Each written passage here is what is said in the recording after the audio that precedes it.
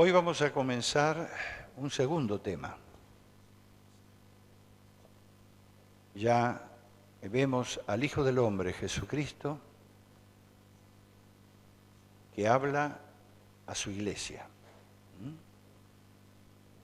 Hasta ahora el primer capítulo, si bien había alguna indicación de la intención de Jesús, fundamentalmente tiene que ver con esa revelación personal de lo que es el Hijo del Hombre, de lo que es Jesucristo. Aquella visión que tuvo Juan el apóstol, tan distinta de la que conocía andando por las calles bíblicas, en Nazaret, Galilea, Judea, en los tiempos que Jesús ministró en la tierra.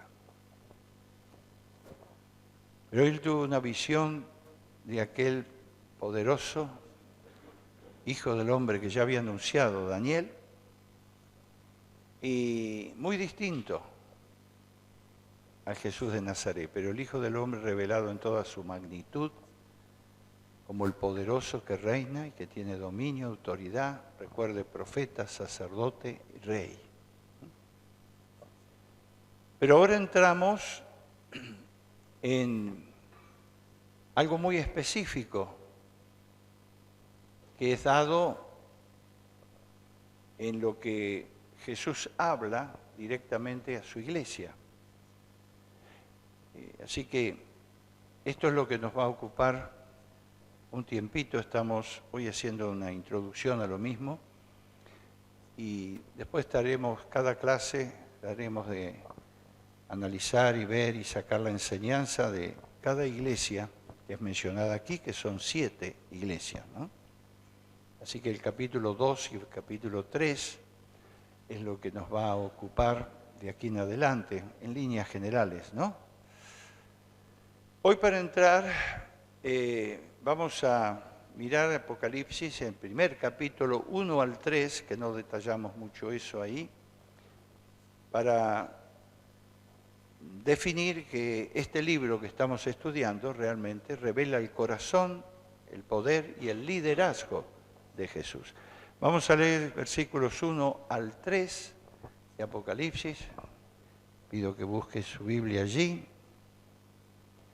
y que estemos atentos porque las palabras traídas son palabras para vida, ¿no? Así que leemos entonces Apocalipsis 1 al 3. ¿Tiene?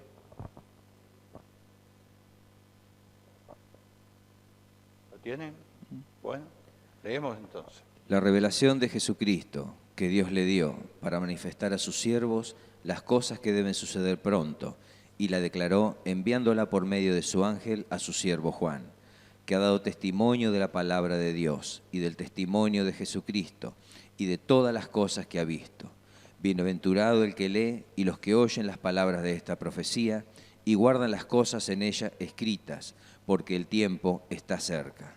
Bien, acá en esta introducción al libro que hace Juan y cómo recibió toda esta visión y las cosas que fueron reveladas, que no solamente es para las 7 iglesias en el principio, sino que tenemos muchas cosas de futuro, proféticas, que está hablando sobre las cosas que aún no han sucedido, ¿no? Pero aquí tenemos para nosotros algo que remarca el Señor en el versículo 3. Primero dice, bienaventurado el que lee. Entonces hay que saber leer, parece, ¿no? A veces leemos muy apresurado, pero hay un énfasis allí. Porque el Señor había mandado escribir esto, mandaba para que sea escrito y para que llegue a la vida del corazón de las iglesias. Entonces, dice, bienaventurado el que lee. Como diciendo, insistan en leer más de una vez. Pero más dice, y los que oyen. Es interesante porque vuelve a insistir en el oír bien, ¿no? Jesús hizo mucho énfasis en eso, vamos a ver algunas cositas hoy en relación. Dice que oyen las palabras de esta profecía, que las captan, quiere decir, que realmente tienen oídos espirituales y también guardan las cosas que están escritas. Y son 3 recomendaciones en el principio que tiene que ser vibrante para nosotros. Primero leer, segundo oír, tercero guardar. Todo lo que es revelado por el Señor aquí en la palabra, es tan importante para el tiempo presente nuestro como también para el tiempo futuro. Siempre tenemos que darnos cuenta que esto no fue allá lejos en el tiempo, algunos mensajes dados a las iglesias que estaban en medio de todo lo que era el mundo del primer siglo. No, esto tiene vigencia para todos los tiempos. Por eso tenemos que aprender a leer, tenemos que aprender a oír y tenemos que aprender a guardar. Diciendo, hay algo que yo recibo cuando con diligencia estoy leyendo y permito que más que la lectura que lleve a mi mente, llegue a mi corazón, llegue a mi ser interior, llegue a mi espíritu, trabaje allí, ese oír lo que Dios quiere y esté dispuesto a guardarlo. A ponerlo por obra significa. Son estas 3 recomendaciones iniciales, ¿no? El tema de Apocalipsis, si lo podemos ver así, es el regreso del Señor en su venir en gloria. Los apóstoles, o mejor dicho, las epístolas de Pablo trataban el tema muy exhaustivamente. Hay concretas palabras que hablan del regreso de Jesús. Por otro lado, en el principio, cuando Jesús ascendía, los ángeles dijeron, este mismo Jesús, bueno, que ustedes venir, Él va a regresar. Y ahí en Apocalipsis 1:7 tenemos una expresión que ya está hablando de lo que será ese tiempo glorioso profético de la venida de Jesús. No todo el versículo, pero ahí leemos entonces Apocalipsis 1:7, ¿qué nos dice el Señor? He aquí que viene con las nubes y todo ojo le verá. Esto es algo definido, ¿no? Me está haciendo énfasis en algo que fue dicho ya en el libro de los Hechos cuando los ángeles se iba ascendido a los cielos el Señor y proclamaron esa verdad. Así que he aquí el que viene con las nubes y todo ojo le verá. ¿Cómo será esa manifestación de Jesús que todo ojo le verá? Bueno, hay muchas ideas y sobre todo teniendo en cuenta el avance de la tecnología en las comunicaciones y demás, pero también tenemos que tener presente que es muy posible que sea de otra manera, no tenemos tan seguro como será, pero sí es cierta la palabra, viene con las nubes y todo ojo le verá. Quiere decir que va a descender y tocar la tierra, ¿no? Así como se fue, también vendrá. Bueno, la palabra dice eso, tenemos que afirmarnos en esto bien. Y entonces tenemos aquí un desafío de acompañar al Señor en su venir en gloria, ¿no? Es un desafío que tenemos bien definido y que tocamos un poquito también en el capítulo 7, para ver, esto es una introducción a las cartas, por eso que tenemos que movernos un poquito con esa libertad. Capítulo 7, versículo 9 al 11, ¿qué nos dice? Después de esto miré, y aquí una gran multitud, la cual nadie podía contar, de todas naciones y tribus y pueblos y lenguas, que estaban delante del trono y en la presencia del Cordero, vestidos de ropas blancas y con palmas en las manos. y clamaban a gran voz diciendo: la salvación pertenece a nuestro Dios, que está sentado en el trono, y al Cordero. Y todos los ángeles estaban en pie alrededor del trono, y de los ancianos y de los 4 seres vivientes, y se postraron sobre sus rostros delante del trono y adoraron a Dios. Aquí tenemos una expresión bíblica que habla de la multitud que acompañaría a Jesús en su regreso en gloria. Bueno, algunos piensan que será esa la nueva Jerusalén que desciende del cielo, que dice también al final Apocalipsis. Pero está hablando que hay un gran desafío en preparación de la iglesia que habrá de acompañar al Señor cuando venga en su gloria. Y juntamente hay una idea que no es solamente los que están con el Señor vendrán, sino que el Señor irá levantando a los suyos a través de las distintas naciones, distintos lugares. Eso será, por eso todo ojo le verá, ¿no? Comienza por un lado, penetra por otro, y entra a la tierra bíblica, a la Jerusalén actual. Por eso es tan importante y tan peleada ese lugar, Jerusalén, porque proféticamente es el lugar donde descenderá Jesús o vendrá efectivamente en su segunda venida. O sea, no habría tanta lucha si no fuera así. No es solamente una cuestión de política, hay una cuestión espiritual muy fuerte. Y casi todos los pueblos alrededor y mucha fuerza internacional contraria a Jerusalén en este día. Quieren dividir Jerusalén, de cualquier manera quieren meterse allí y quebrar, digamos, el propósito de Dios. Proféticamente tenemos esa indicación y respetamos ese lugar santo como el lugar donde Jesús volverá y reinará desde allí. Bueno, tenemos evidencias proféticas, todo esto, y habla de aquellos que le habrán de acompañar, ¿no? Vea, entonces, y las declaraciones estaban, dice, de todas, aquí una gran multitud, nadie podría contar de dónde, todas las naciones, las tribus, pueblos, de distintas lenguas, que estaban delante del trono y en la presencia del Cordero, vestidos con ropas blancas, que han sido lavados precisamente sus pecados y preparados para ese tiempo, y con palmas en las manos, y clamaban, ¿no? Gran voz, la salvación pertenece a Dios que está sentado en el trono y al Cordero.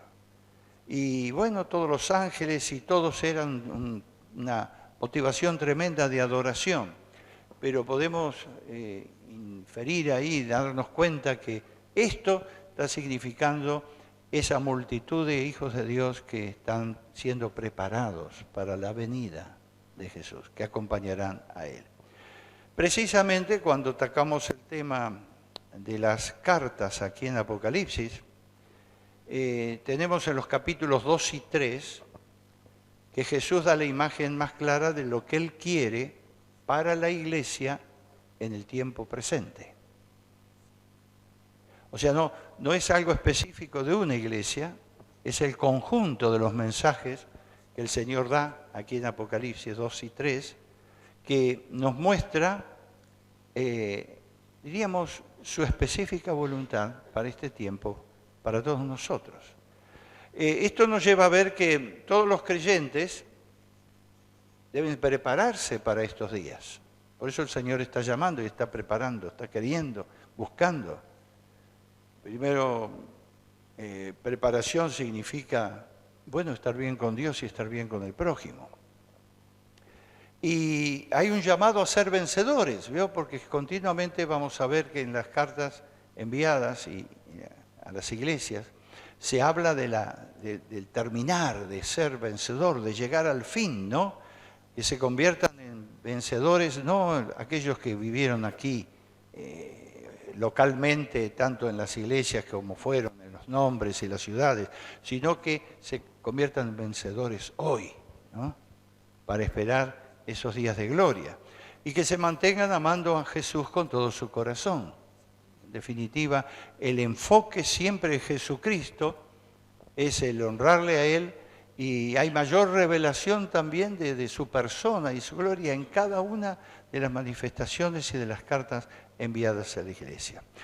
Estos 7 mensajes proféticos, pues son mensajes proféticos, por eso que no tenían solamente validez para el momento, sino para todos los tiempos, realmente nos instruyen en cómo prepararnos, en cómo cooperar con Jesús en ese plan de acción, podríamos decir mundial, ¿no? Porque Dios tiene todo bajo su control y que está relacionado con su segunda venida.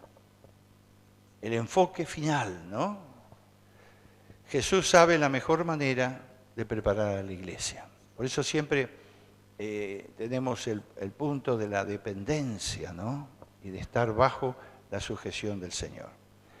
Estas cartas definen las verdades, definen los enfoques necesarios para equipar a la iglesia a fin de caminar realmente enamorada de Jesús. O sea, todo lo que tenemos en estas cartas tiene el propósito de guiarnos para una mayor comunión con Él, ¿no? Esto es precisamente lo que nos va a ayudar si lo vemos desde esa óptica, ¿no?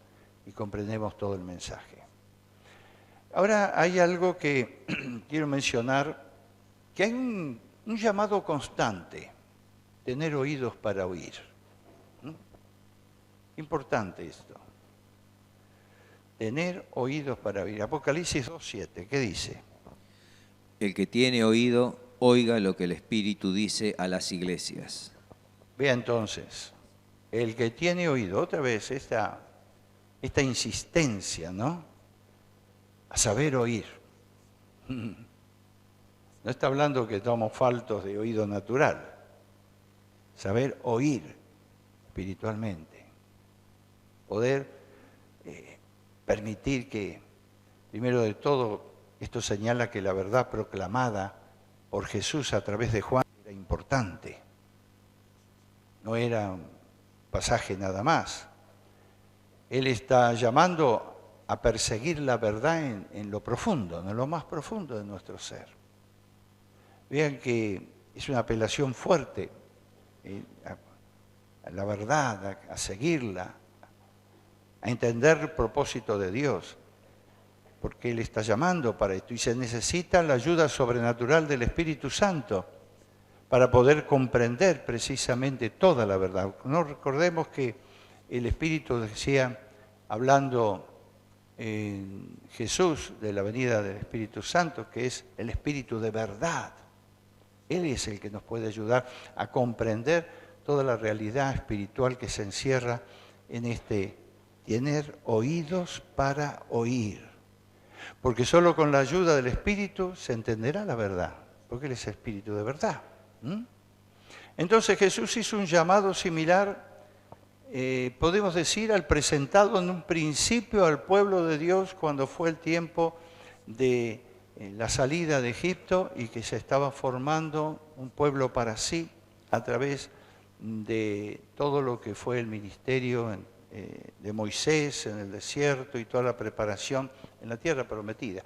El llamado similar lo encontramos en Deuteronomio 6, 4 y 5, porque en realidad es una apelación directa a ese amar sobre todas las cosas. A ver, leemos en Deuteronomio 6, el quinto libro de la Biblia.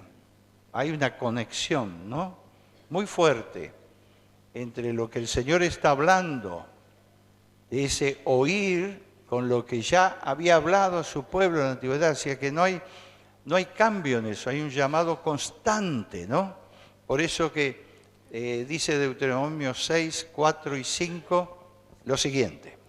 Oye Israel, Jehová nuestro Dios, Jehová uno es. Y amarás a Jehová tu Dios de todo tu corazón y de toda tu alma y con todas tus fuerzas. O sea, vemos esta conexión con un mandato específico dado al pueblo en la antigüedad antes de la venida de Jesús. Dios estaba tratando con un pueblo que lo quería para Él, ¿no? Pueblo santo, apartado. preparándolo, con sus debilidades y sus cosas que todos ustedes o algunos pueden conocer realmente por lo que todo el Antiguo Testamento nos habla. Pero había una demanda a seguir al Señor. Había una demanda a oír, oye. Porque, vuelvo a decir, no es el oír solamente natural, es el oír espiritual, permitir esa obra interior. Oye Israel, Jehová nuestro Dios, Jehová uno es, ese poder al Señor sobre todas las cosas, ¿no? Y amarás a Jehová tu Dios de todo tu corazón. Esto que es parte de lo que el Señor también habló como el más importante de los mandamientos. Si podía dejar un mandamiento, Jesús dejó el mandamiento del amor a Dios, ¿no? Sobre todas las cosas.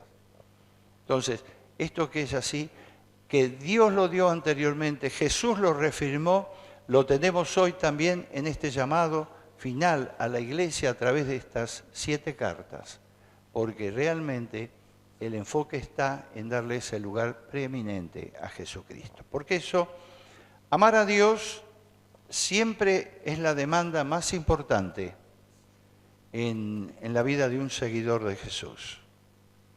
Amar en el sentido que está hablando aquí la palabra. Amar es dedicación, es entrega, consagración, es darle a Él el lugar más importante en los asuntos de mi propia vida. Y esto es, por eso que está preparando el Señor y preparando para los tiempos que vienen, los tiempos que tenemos por delante.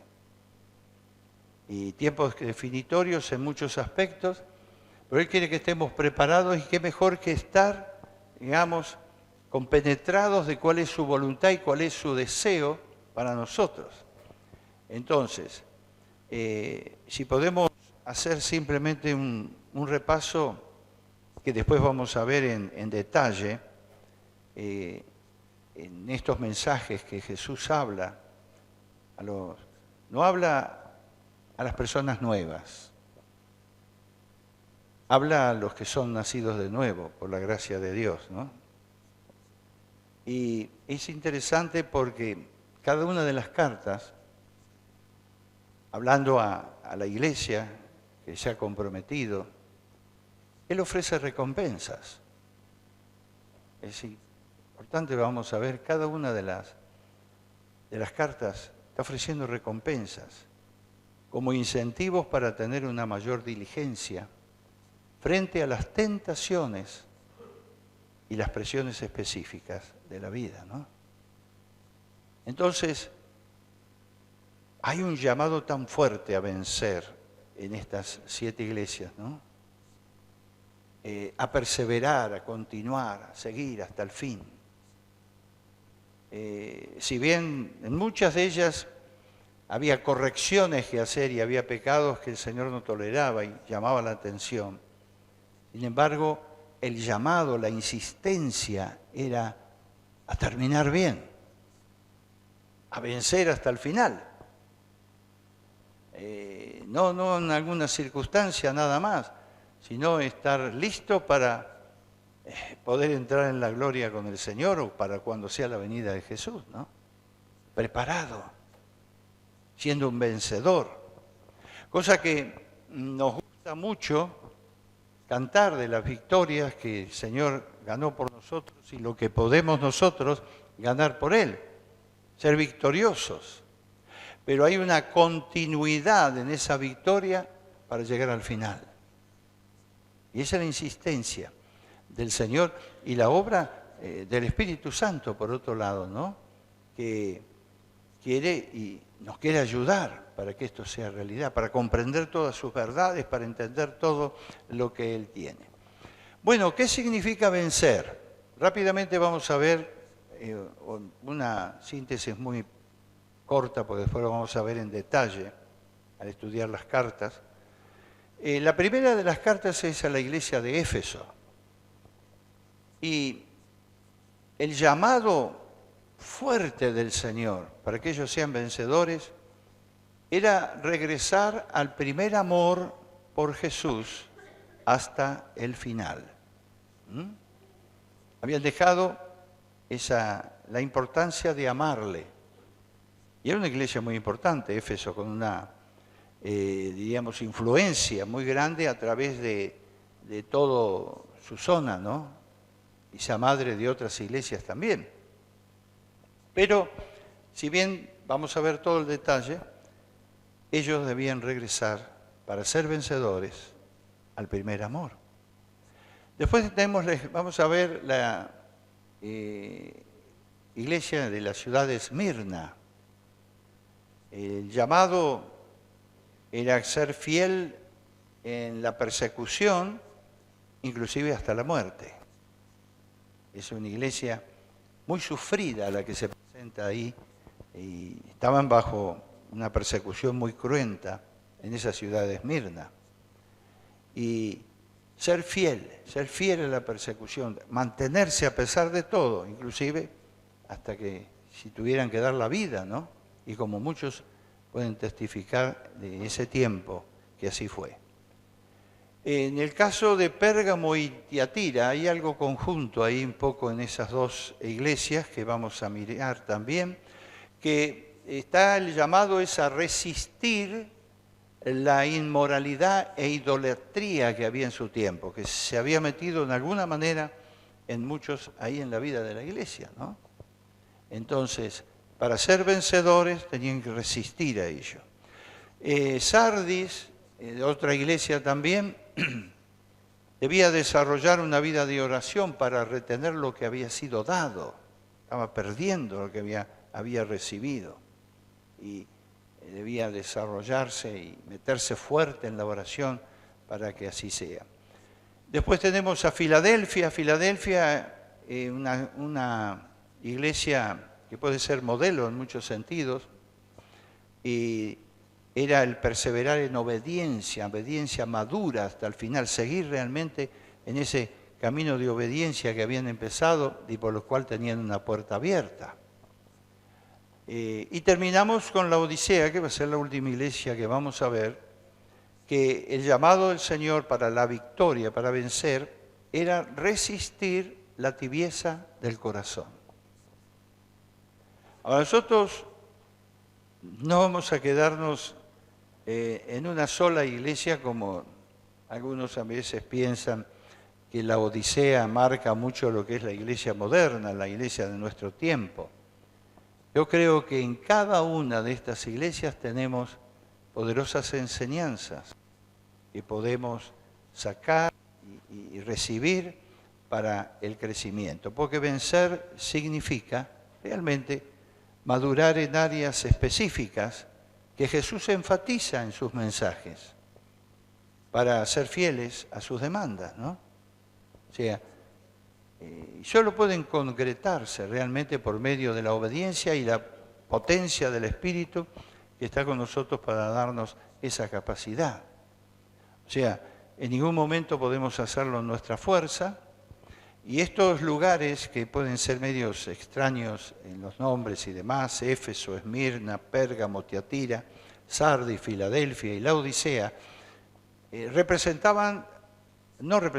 eran en realidad ciudades de aquel entonces, importantes, ciudades que hoy en día están bajo la autoridad del gobierno de Turquía, están todos en esa zona. Pero en ese tiempo el Evangelio había penetrado poderosamente en esos lugares, se había extendido, había habido fuertes iglesias. Después, con los tiempos cambiaron las cosas y entraron otros a gobernar y a tomar dominio de esos lugares, ¿no? Tenemos que recordar que políticamente esto se estaba moviendo en lo que presenta la Biblia bajo lo que era el Imperio Romano. O sea, así los mismos que crucificaron a Jesús son los que estaban gobernando el mundo todavía en ese tiempo. Entonces, la situación era muy distinta a lo que es hoy, localmente hablando, en esos lugares donde se mencionan estas ciudades. Pero acá tenemos que ver la dimensión fuerte de todo lo que esto significa para nosotros en nuestro tiempo. Y lo más importante que yo quiero dejar hoy en el sentir de de todos ustedes es que podamos abrir ampliamente nuestro ser para recibir todo lo que el Señor tiene. Porque el Hijo del Hombre habla a su iglesia hoy, no hablaba solo en aquel entonces, está hablando hoy, para que podamos recibir ampliamente toda la enseñanza que Él nos da y además para ser vencedores. Lo que quiere el Señor es que seamos vencedores, que terminemos bien, que perseveremos hasta el final, que lleguemos a la meta, ¿no? Eso es algo muy fuerte en la intención de Jesús, porque amorosamente habla dando oportunidad para el arrepentimiento, para volver, para estar identificado con Él nuevamente cuando ha habido separación, cuando ha habido gente con malas doctrinas que ha entrado, cuando ha entrado perversión. Bueno, todo lo demás, el punto importante del Señor es que nos busca con amor, como buscaba estas iglesias en las cuales vino esta palabra. Preparándolas, un llamado, preparándolas para su venida, preparándolas para cuando muchos de ellos tenían que partir y encontrarse con Dios, ¿me entiende? Entonces, nosotros tenemos siempre la dimensión de lo que va a ser la segunda venida de Jesús. Evidentemente es tiempo de gloria. Pero también tenemos que tener en cuenta que no todos vamos a estar para ese momento. Algunos parten antes y se tienen que encontrar con Jesús. Y qué bueno es estar preparado, ser vencedor, gloriosamente, como dice ahí hablando un poco lo que leímos Apocalipsis 7, venir con Él ese día de gloria. Nosotros, ustedes que me están escuchando y todos, tenemos que, diría, afirmarnos en creer lo que dice la palabra. A veces cuando hablamos de cosas futuras que no se han concretado, puede trabajar mucha incredulidad. Puede trabajar mucho, ¿será así? ¿Será de esta manera o de otra? En este tema de la segunda venida de Jesús, en este tema de prepararnos para los tiempos que vienen por delante, no la tenemos toda tan definida, pero debemos creer lo que la Biblia nos dice, porque eso es importante.